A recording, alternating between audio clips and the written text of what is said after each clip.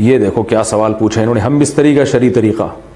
محمد رفیع صاحب پوچھ رہے ہیں، میں بتا نہیں رہا کہاں سے ہیں تاکہ ایسا نہ ہو ان کے گھر والے جان لیں. میری عنقریب شادی ہونے والی ہے، مجھے زوجہ سے قربت کا سنت طریقہ بتا دیں. یہ سوال حیا کے خلاف ہے اور میں حیا کے خلاف سوالات نہ پڑھتا ہوں نہ اس کے جواب دیتا ہوں، لیکن چونکہ یہ سوال بہت زیادہ لوگ پوچھتے ہیں تو میں نے ہمت کر کے آج یہ پڑھ لیا ہے، اور اس میں لوگ غلط گائیڈ بھی کر رہے ہیں، تو اس لیے میں اس کا جواب دے رہا ہوں کہ اسلام میں کوئی خاص طریقہ نہیں ہے اس کا. اس پہ فالتو کتابیں لوگوں نے لکھی ہوئی ہیں، پتہ نہیں کیا کیا، وہ ایسے ہی لوگوں کی آ رہا ہے. تو یہ چیز نیچرل ہے.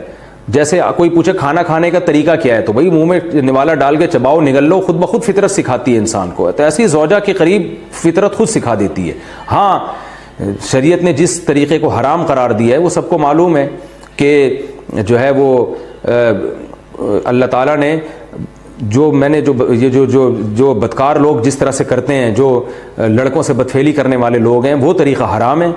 تو باقی اللہ تعالیٰ نے میاں بیوی کا معاملہ رکھا ہے، ایک دوسرے کا لباس ہے، تو کمرے کی باتیں ہیں وہ جیسے چاہیں مناسب سمجھیں، وہ ان کا اپنا ذاتی عمل ہے، اس کا کوئی خاص طریقہ نہیں ہے، اور یہ نیچر انسان کو خود سکھاتی ہے. نہ یہ طریقے نہ کسی سے سیکھنے کی ضرورت ہے. بعض لوگ تو حد درجے کی بے شرمی کرتے ہیں، وہ شادی سے پہلے جو ہے وہ فحش فلمیں دیکھتے ہیں تاکہ ہمیں طریقہ آ جائے. یہ انتہائی درجے کی بےہودگی ہے، انتہائی درجے کی ایک لعنتی عمل ہے یہ.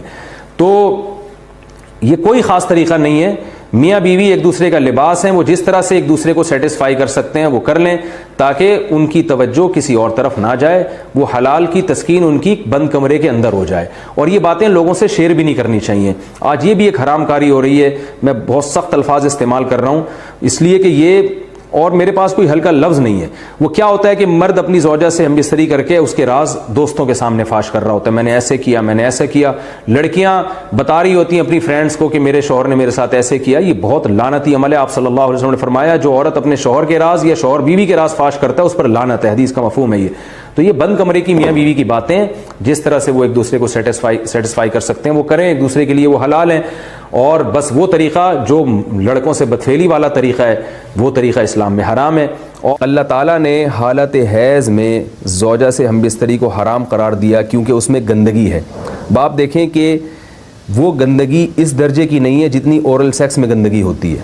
اگر اس میں ڈسچارج ہو جائے بندہ، انسان جو ہم بستری کرنے والا ہے زوجہ سے، وہ منہ میں ڈسچارج ہو جائے تو آپ سوچیں کہ اللہ تعالیٰ شرمگاہ کو گندگی سے بچا رہے ہیں جس کی وجہ سے حیض کی حالت میں ہم بستری کو حرام قرار دیا. تو منہ جس سے انسان کھانا کھاتا ہے، جس سے کلمہ پڑتا ہے، اور جو انسان کے جسم میں سب سے اشرف عضو ہے، سب سے زیادہ معزز اور مکرم عضو ہے، اس میں ایسی گندگی کو ڈالنا کہاں سے جائز ہو سکتا ہے، کہاں سے حلال ہو سکتا ہے؟ تو آج بعض متجدد قسم کے لوگ جو ہے نا اس کو حلال قرار دے رہے ہیں، تو یہ بالکل غلط ہے.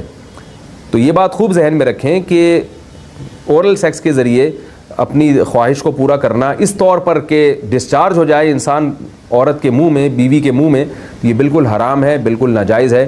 کیونکہ منی ایک غلیظ اور ناپاک اور گندگی ہے اور ناپاک اور نجس چیز ہے. زوجہ سے کے ہاتھ کے ذریعے انسان ڈسچارج ہو سکتا ہے. حیا کے خلاف مسئلہ ہے، لیکن یہ بہت پوچھتے ہیں لوگ. کچھ مسائل بولتے ہوئے مجھے خود ایک دماغ پہ بوجھ ہوتا ہے. تو زوجہ کے ساتھ تو یہ جائز ہے.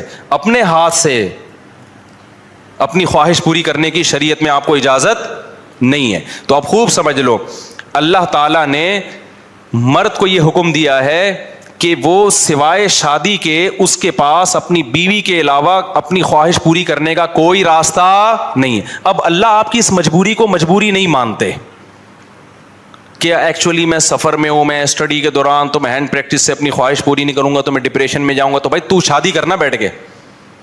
اگر آپ یہ کہتے ہو کہ مجھے رشتہ نہیں مل رہا تو اپنا معیار گراؤ. آپ بولو کہ میرے اسٹینڈرڈ کا نہیں مل رہا، تو اسٹینڈرڈ کیا کرو؟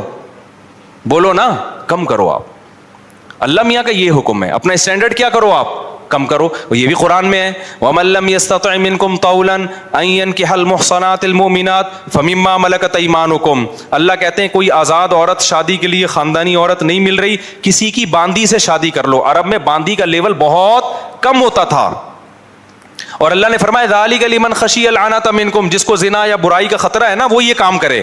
تو کیا مطلب اللہ کیا حکم دے رہے ہیں؟ اپنا اسٹینڈرڈ کیا کرو؟ بولو نا، گرا دو. اور یہ اللہ نے مرد میں خواہش نفس مسلط اس لیے کی ہے کہ نہ چاہتے ہوئے بھی شادی کرے. یہ اس لیے نہیں کی ہے کہ ہاتھ سے فارغ ہو کر اپنے آپ کو ٹھنڈا کر لے اور شادی 10 سال کے لیے مؤخر کر لے. یہ تو مسلط کی گئی ہے. کیونکہ شادی کو اسلام نے آپ پہ نہیں چھوڑا, فطرت نے آپ پہ نہیں چھوڑا. ہم اور آپ پہ چھوڑا ہوتا تو ہم 50 سال کے ہو کے بھی نہیں کر رہے ہوتے. جو کام انسانیت کی بقا کے لیے ضروری تھا نا, اللہ نے وہ ہمارے مشورے پہ نہیں, اللہ چاہتے ہیں کہ نسل بڑھے, تو اس لیے یہ چیز اللہ نے مسلط کر دی ہے کہ لوگوں سے اللہ مشورہ نہیں لیں گے کہ ایکچولی آپ کو کرنی چاہیے کہ نہیں کرنی چاہیے. اللہ مسلط اتنی کر دیتے, آدمی کہتا ہے بھائی میرا دماغ پھٹ رہا ہے, میں برائی کی طرف جا رہا ہوں, میرے پاس کرنے کے علاوہ اب کوئی آپشن ہے نہیں, تو مسلط ہو جائے. کیوں؟ اس کا فائدہ کیا ہوگا؟ مجبور ہو کے آپ نکاح کرو گے, ایک دوسری عورت کو بھی آپ برائی سے بچا لو گے, اور دونوں کے ملاپ سے اولاد ہوگی جو اللہ چاہتے ہیں کہ نسل بڑھے. یہ تو فیملی پلاننگ والے کہتے ہیں کہ نہیں بڑھے, لیکن اللہ نہیں مانتا ان چیزوں کو. نہیں آ رہی بات, میرا خیال ہے. تو یہ فطرت نے مسلط کی ہے. تو اگر ہم مجھ زنی کی اجازت دے دیں تو اس فطرت جو آپ سے چاہ رہی ہے آپ اس کے اگینسٹ چلنا, بولو نا, شروع. مثال کے طور پر فطرت آپ کو بھوک لگاتی ہے روٹی کی. کیوں لگاتی ہے؟ چوری کر کے کھاؤ. اس لیے نہ چاہتے ہوئے بھی آپ کمائیں, کاروبار کریں یا ملازمت کریں. اس ملازمت کرنے سے کیا ہوگا؟ صرف آپ کو فائدہ نہیں ہوگا, آپ کے باس کو فائدہ ہوگا, اس کا بزنس چلے گا, اس کے بزنس چلنے سے لوگوں کو فائدہ ہوگا. تو یہ سب چیزیں ایک دوسرے سے کیا ہیں؟ لنک. آپ کو بھوک لگ رہی ہے, اسلام کہتا ہے آپ حلال طریقے سے کما کے کھاؤ. آپ کہہ رہے تھے میں نہیں کما رہا, جب بھوک لگے گی نا ٹائٹ تو آپ کمانے پر کیا ہوگے؟ مجبور. پھر آپ بزنس کرو گے, اس بزنس سے آپ کو بھی فائدہ ہوگا اور قوم کو بھی فائدہ. تو کچھ کام قدرت ہم پہ مسلط کر کے کرواتی ہے تاکہ لوگوں کو اس سے کیا ہو جائے؟ فائدہ, ہمارے نہ چاہتے ہوئے بھی فائدہ ہو جائے.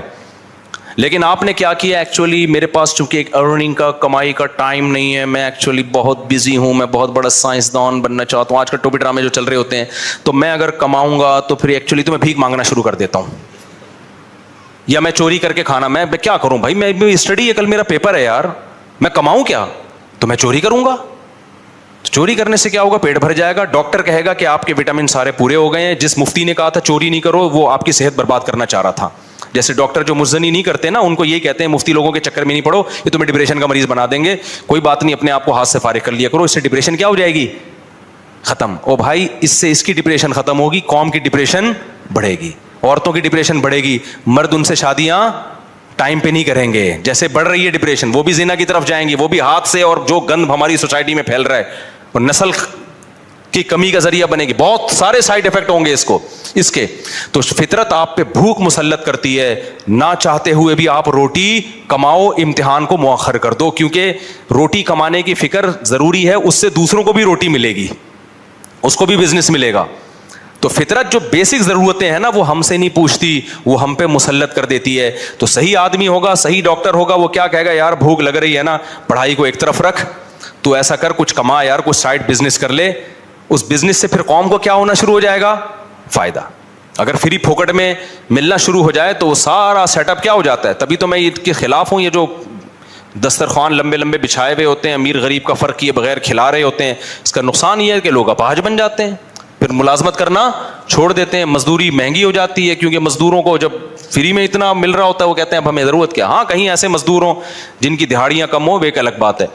تو اب سمجھے, اسلام اور دین فطرت ایک ہی چیز کے دو نام ہیں. تو اللہ میاں نے جب حکم دے دیا ہمیں کہ تمہارے پاس نکاح کے علاوہ کوئی راستہ نہیں ہے, تو اٹ مینز اب کوئی راستہ نہیں. اگر کسی کو لت پڑ چکی ہے تو توبہ کرے, عادت چھوڑنے کی کوشش کرے وہ.